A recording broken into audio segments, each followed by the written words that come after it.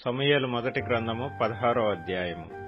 అంతటా యెహోవా సమూయేలుతో ఇలాగ సెలవిచ్చెను, ఇశ్రాయేలీయుల మీద రాజుగా ఉండకుండా నేను విసర్జించిన సౌలును గూర్చి నీవెంతకాలము దుఃఖింతువు? నీ కొమ్మును తైలముతో నింపుము. బెత్లెహేమీయుడైన యెషయి యొద్దకు నిన్ను పంపుచున్నాను. అతని కుమారులలో ఒకని నేను రాజుగా నియమించుదును. సమూయేలు, నేనెట్లు వెళ్ళుదును? నేను వెళ్లిన సంగతి సౌలు వినిన ఎడల అతడు నన్ను చంపుననగా, యెహోవా, నీవు ఒక పెయ్యను తీసుకొని పోయి యెహోవాకు బలిపశువును వధించుటకై వచ్చితినని చెప్పి యెషయిని బల్యర్పణమునకు పిలువుము. అప్పుడు నీవు చేయవలసిన దానిని నీకు తెలియజేతును. ఎవని పేరు నేను నీకు చెప్పుదునో అతనిని నీవు అభిషేకింపవలెనని సెలవీయగా, సమూయేలు యెహోవా ఇచ్చిన సెలవు చొప్పున బెత్లెహేమునకు వెళ్ళెను. ఆ ఊరి పెద్దలు అతని రాకకు భయపడి, సమాధానముగా వచ్చుచున్నావా అని అడుగగా, అతడు సమాధానముగానే వచ్చితిని, మీరు శుద్ధులై నాతో కూడా బలికి రండని చెప్పి యెషయిని అతని కుమారులను శుద్ధి చేసి బలి అర్పించెను. వారు వచ్చినప్పుడు అతడు ఏలీయాబును చూచి, నిజముగా యెహోవా అభిషేకించువాడు ఆయన ఎదుట నిలిచియున్నాడని అనుకొనెను. అయితే యెహోవా సమూయేలుతో ఇలాగు సెలవిచ్చెను, అతని రూపమును అతని ఎత్తును లక్ష్యపెట్టకుము. మనుష్యులు లక్ష్యపెట్టు వాటిని యెహోవా లక్ష్యపెట్టడు. నేను అతన్ని త్రోసివేసి ఉన్నాను. మనుష్యులు పైరూపమును లక్ష్యపెట్టుదురు గాని యెహోవా హృదయమును లక్ష్యపెట్టును. యెషయి అబీనాదాబును పిలిచి సమూయేలు ఎదుటికి అతని రప్పింపగా, అతడు యెహోవా ఇతని కోరుకొనలేదనెను. అప్పుడు యెషయి షమ్మాను పిలువగా, అతడు యెహోవా ఇతనిని కోరుకొనలేదనెను. యెషయి తన 7 కుమారులను సమూయేలు ఎదుటికి పిలువగా, సమూయేలు, యెహోవా వీరిని కోరుకొనలేదని చెప్పి, నీ కుమారులందరూ ఇక్కడనున్నారా అని యెషయిని అడగగా, అతడు ఇంకనూ కడసారివాడున్నాడు, అయితే వాడు గొర్రెలను కాయుచున్నాడని చెప్పెను.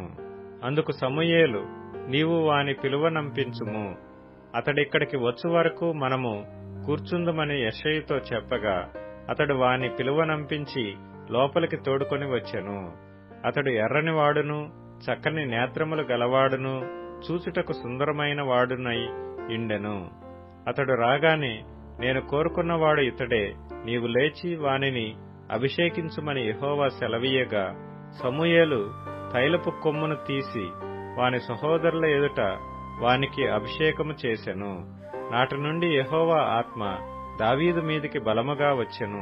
తరువాత సమూయేలు లేచి రామాకు వెళ్లిపోయెను.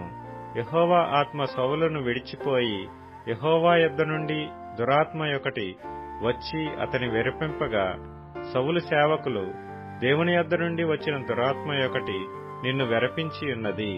మా ఏలినవాడవైన నీవు ఆజ్ఞ ఇమ్ము, నీ దాసులమైన మేము సిద్ధముగానున్నాము.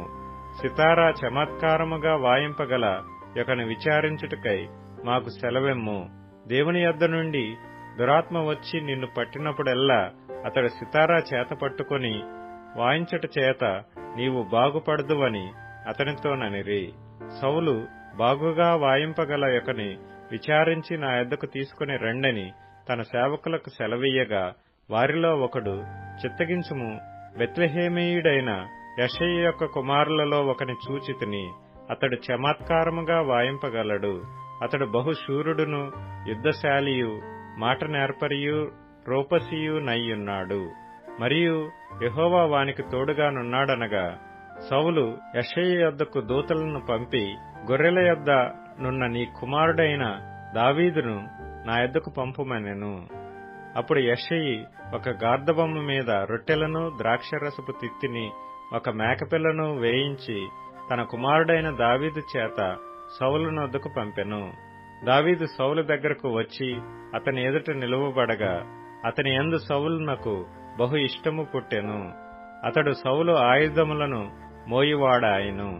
అంతట సౌలు, దావీదు నా అనుగ్రహము పొందిన గనుక అతడు నా సముఖమందు సేవ చేయుటకు ఒప్పుకొనుమని యెషయికి వర్తమానము పంపెను. దేవుని యొద్ద నుండి దురాత్మ వచ్చి సౌలును పట్టినప్పుడెల్లా దావీదు సితారా చేత పట్టుకుని వాయింపగా దురాత్మ అతనిని విడిచిపోయెను. అతడు సేదదీరి బాగాయెను.